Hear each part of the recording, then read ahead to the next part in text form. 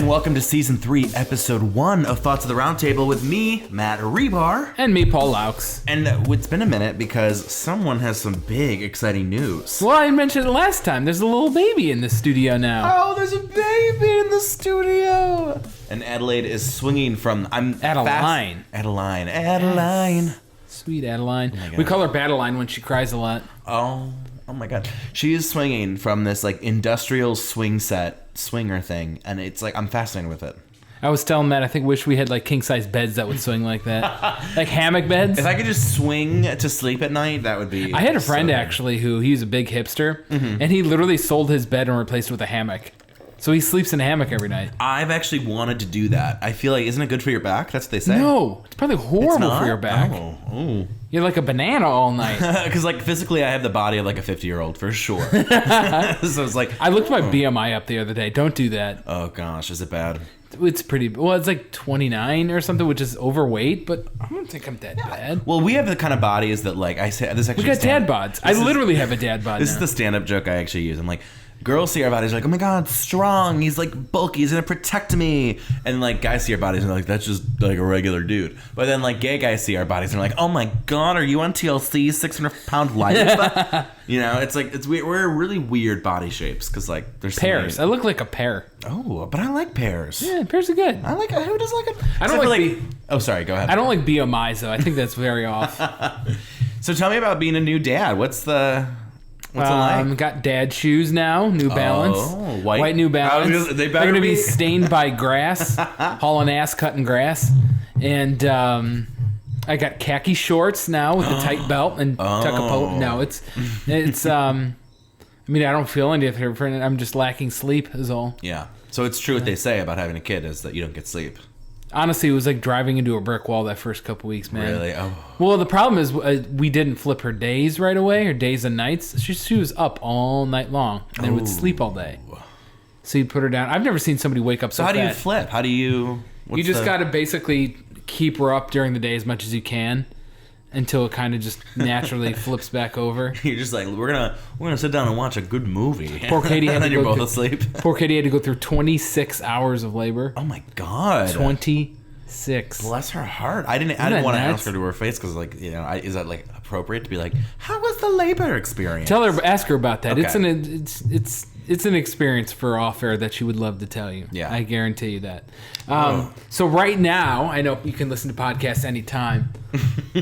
So this won't be relevant in literally a week. Okay. But I got to talk about the Mike Bloomberg stuff. Oh yeah, please do. Because I came up with I just thought of this and I just dropped out. By the way, pat yourself on the back for a joke. You ever do that?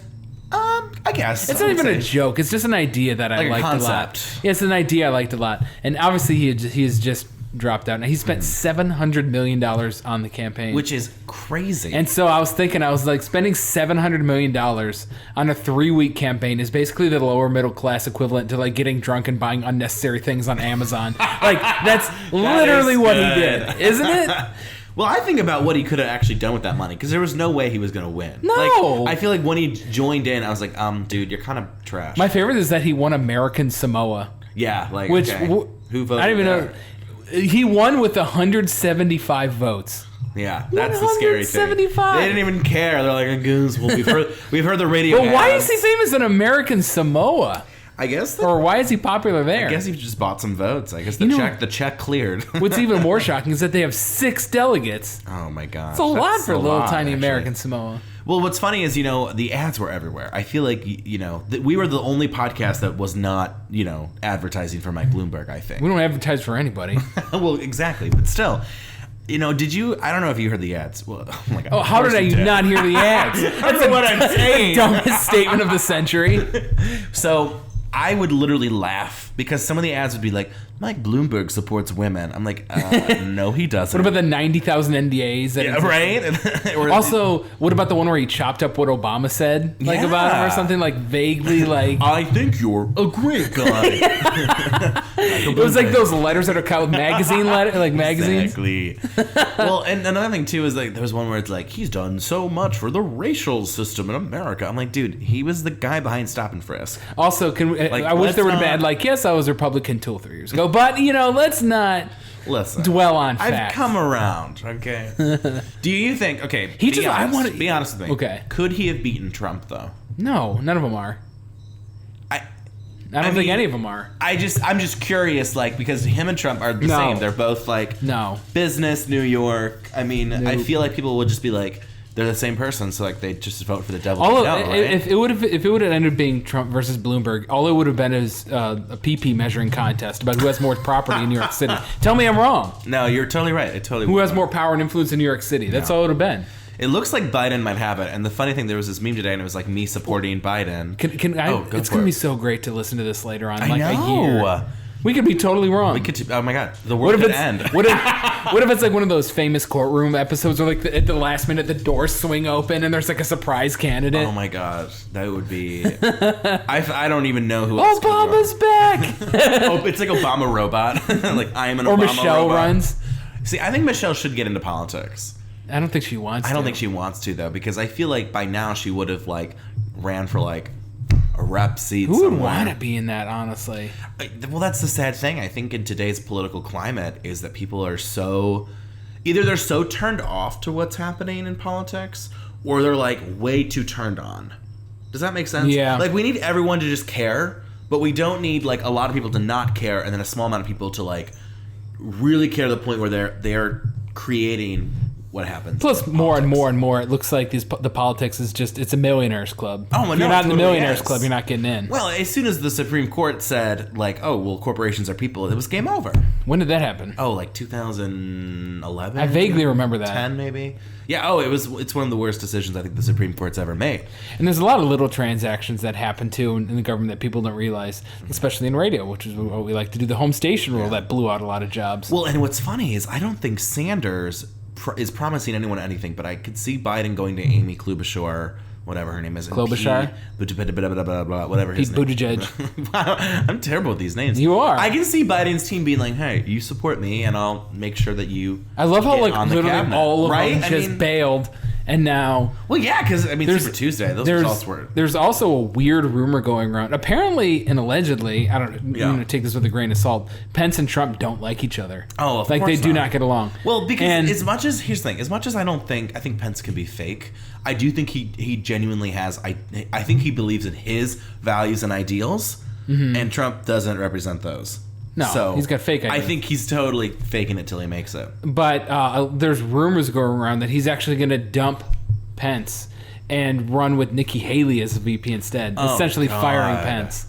Are you serious? Now, the likelihood of that happening is like less than 1%. I don't think so. But I don't know and even know where it started, to be honest, but would you really be that surprised if it did happen with how he runs things? No, because everyone, it's like a circus. They come in, like everyone comes in, comes out, and they're always hiring and unhiring. And I saw some great thing where they had the original Trump cabinet for when he got put into office, and it was like The Bachelor, and they had like people like X'd out. Like there's like God, 3 really? people left. Well, what's new with me is I just dropped a new album. Was it number 18, 17? 17. I thought it was 17 or 18. Yeah, 17. And it's a fun one. It's called Hot Intern. I've never seen a couple of music videos for it. Yeah. Oh my god, I dropped 4 videos for it. Now, what's the process to making these music videos? The music videos. Yeah, I want to hear. Pull the curtain back a little bit. Pulling the curtain. So it's fun. So when part of it has to do with making the album, of course. But when I go in, I kind of identify songs that like I have a vision for a video. And to be fair, a lot of the songs I write, I see visions for videos, but sometimes you have to be realistic. It doesn't make sense to do a video for a song that like I want to do like an apocalyptic nightmare. Like how am I going to do that on a budget? Like my budget is like maybe $20 for a video, right? $20, damn. Right. So then I also think about like, well, what song? Because the lead single is really important. It's going to set the tone. So I always have to pick like, okay, if I'm. Is your lead single always the number one on the album? Number one track? Like streamed wise and everything? No, like literally number one. My favorite? No, like literally track number one. Oh no. It doesn't have to do with it kind of, what's the word I'm looking for? You pick the song that you think is going to resonate the most. You want something that's catchy and that's indicative of like, here's what the record's going to be like. And for this one, I chose "Could Have Been an Email" as the lead single because I just felt like it was really funny and the video was really cute, and it kind of set the tone that this is going to be about like work, business, and relationships, and just kind of like that combination, that sweet spot between the two. So yeah, I did 4 videos, 2 actually. So I released all of them within January. 2 of those videos I actually shot back in August, which is kind of crazy to think about that they sat on my laptop for like 5 months. Well, that seems like a generally normal timetable for these things to get out. Maybe for me, longer. It just seemed like, I'm like, oh my God, I filmed these forever ago. But no, it's fun. I mean, for me, like I try and do simple things. I have some other things that are cooking up on the table that come down to music and music videos. So like, I'm always excited. It's fun. Do you try to film these things yourself, or do you get other people? Well, I have to have some people with me, and so I kind of like, is it just me? And if so, like, each video is different. I got a challenge for you. Yeah, please do. If you ever do this, I would be so proud of you. Do a stop motion video. I'd love to do that. I'll put that on the books. That will take probably like a year to film. I mean, you just gotta click. You know what I mean? Basically. You just gotta switch. But you can make yourself look like you're floating. That's how you go viral, doing weird stuff like that. But I've gotten back into writing a little bit. Oh, too, yeah? So, how's that going? I'm just kind of testing the water, see what I can come up You're with. like, roses are red. Fuck. That's literally the poem. No, I failed poetry in high school, by the way. Really? Yeah. The only class I came close to failing in my whole life was geometry. I got a D in geometry. I couldn't. Chemistry I had a tough time with. But going back to the poetry thing, I had a really weird hippie teacher, English teacher, and I was failing poetry. And they had the parent-student conferences. Remember that, where your parents would go in? Oh my God, yeah. And my parents are like, "Why is this the only class he's failing?" And she goes, "He's a boy. He should be failing in poetry." Oh my God, what? Yeah, that was it. That was the answer. Okay, what? I've never met such a regressive English teacher before. Oh, she was terrible. Wow. She would talk about how she's never had a husband, but she got knocked up at a bar and had a kid. She would tell high schoolers this is high school, not oh my God. That's wild. Oh man. Well, so writing's going good though? Yeah, it's going good. Long time ago, I think it was in college, undergrad. I wrote a novel, and I never did anything with it. It's sitting on my Google Drive to this day. You should check it out. I know. I kind of want to go back and edit it, and I probably should. Maybe I'll just send it your way. It's funny. So I recently, the last maybe 2-3 years, I went back to 3 novels I wrote in 2009. And it's I look at it, I'm like, oh my Lord. Bad. Well, that's what I'm afraid it's gonna happen with this. I'm gonna go back and look and be like, this is nightmarishly bad. I want to set the tone with it. The ideas and the concepts are great. It's just that you know what it's like? It's like when you want to you want to make a pot, you want to make a vase, and you have the idea of how I'm gonna go to the pottery place, I'm gonna grab the clay and the colors I need, I'm gonna make this vase. And then you make the vase and you're like, oh, it's not as good as I pictured. And it can be, right? If you have that picture, you can get it there. It takes a lot of practice. I've been writing since I was 5 years old. I did my first novel when I was 11 or 12. Oh yeah, I was always writing stories and I know, crazy. It's taken me probably until 2015, 16 to finally start writing things. And I'm like, this is good. It took me that long. Well, that's what I don't want to say it's a waste. I'm never going to get rid of it. Yeah. But I don't know if it'll ever see the light of day. Maybe it will. I don't know. I wrote a kid's book too. Weirdly, I've actually always wanted to write. That was a lot of fun. Yeah. The only that one I actively tried to get published, but I could not find a non-scammy place to do it. No, seriously. Put it on Amazon. Well, the funny thing is, I even illustrated it myself. Shut up. See, I can't draw. Swear. I wish I could draw. Well, I didn't. I did it Photoshop. it's like Photoshop and an Illustrator. It's not oh my God, hand that's drawn. so cute though. But I have to show it to you because that one I'm actually pretty proud of. But I don't know, every time you go somewhere to publish these things, it's well, we own it and we're getting 99% of everything. I know, it's oh and my it's God. And no, not. And I'm proud of this, and you're essentially giving it away.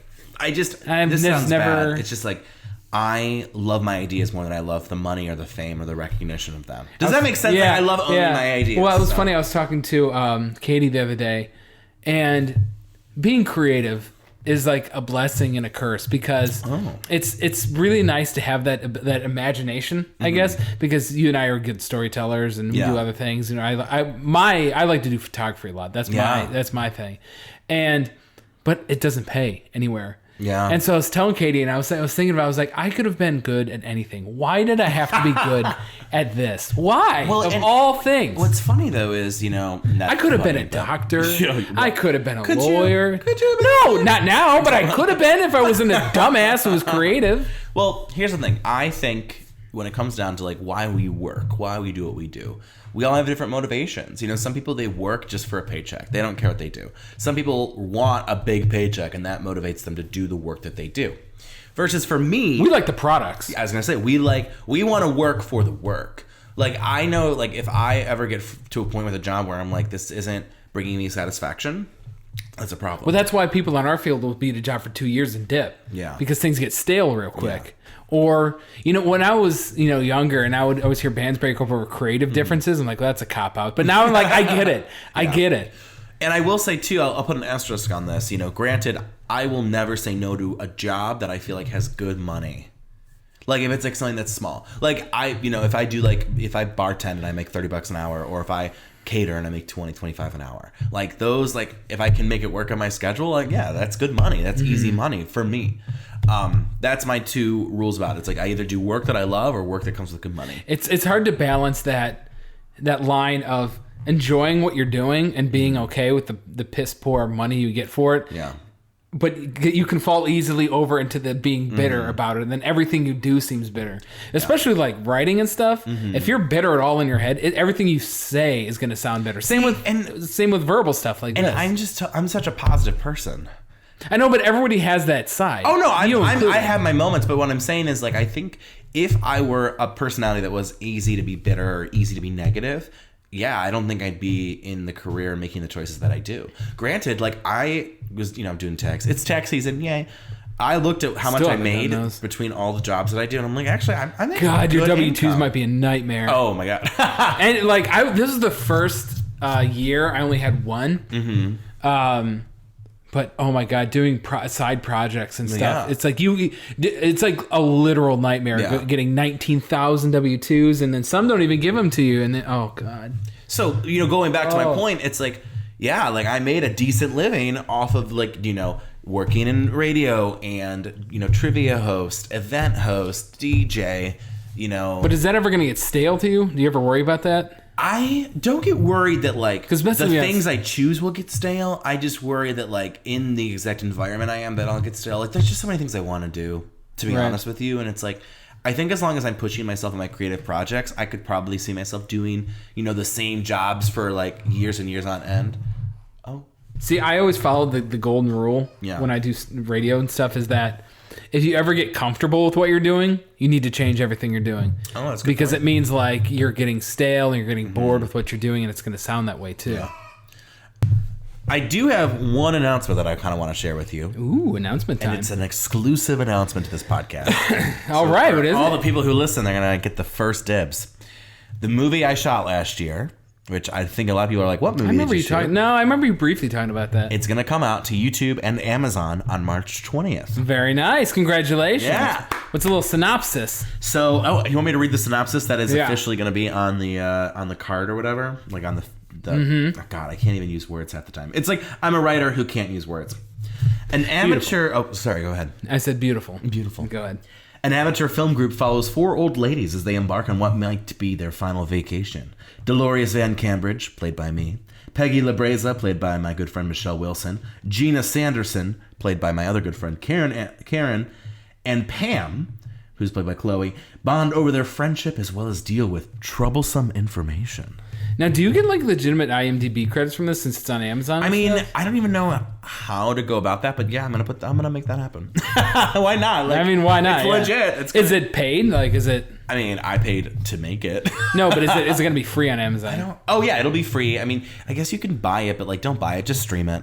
Is it? I remember I interviewed a band a while back, and I forgot who said it, but I asked them about the streaming thing, like what they think about, it was back in the days of, this is back in 2009, 10. I was doing this was back in the days of not necessarily LimeWire, but like illegal like Spotify wasn't a thing and Pandora wasn't a thing. I was like, what do you think about all the illegal downloading of music? And I'll never forget the guy said, he goes, honestly, he goes, we make no money off of streaming. He goes, so as long as it gets people to the show and buy a t-shirt, that's fine for me. I think that's a great point. He goes, it's like, I make no money off he's like, whatever. I think it's you know what it is? It's messy and it's fun. And I like it. I think the final product's cute. And I'm already working on writing a second movie that I want to shoot later this year. How long is it? How long is? With credits, about 132. Nice. So yeah, it's like a film. It's not like just like a sketch or like a. Is it like M. Night Shyamalan where it's going to have weird endings, or is it going to be like Pulp Fiction where you start from the middle and go to the end? It doesn't really have a weird structure, but I will say that there is some shocking like twists in terms of like the plot and the outrageousness of the old ladies we play. So. It's going to be fun. I'm really excited. Well, what else is fun is all we got coming up in season 3. Oh, what do we have coming up in season 3? You just have to wait and find out. I agree. I'll have to wait myself. Maybe a new president. Who knows? Oh, maybe Mike Bloomberg's like, you know what? I will put my ads in the podcast. He's back. Let's get the money in the bank. Oh, yes. Well, thank you for listening. We'll see you later, Gators. Later.